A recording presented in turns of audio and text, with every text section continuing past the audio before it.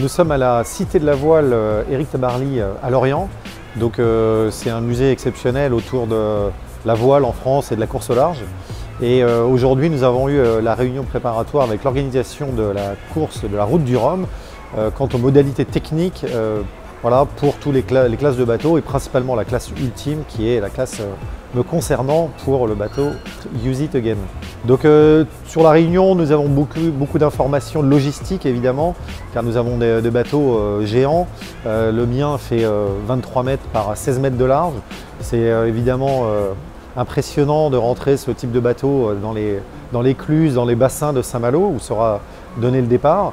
Donc en fait pendant 10 jours, les bateaux seront à quai à Saint-Malo où le public va venir pouvoir admirer ces bateaux et je serai donc le premier bateau ultime dans le grand bassin de Saint-Malo où les gens pourront venir admirer ce trimaran.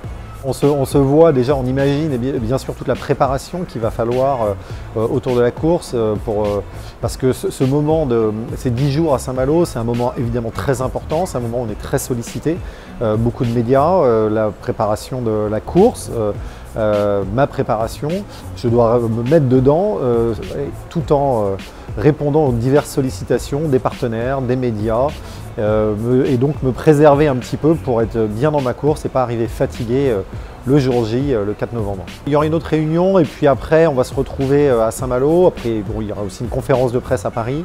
Donc c'est la grande réunion préparatoire bien sûr, où tout est débattu, on discute avec l'organisation de course si jamais il y a des points qui nous gênent en tant que concurrent.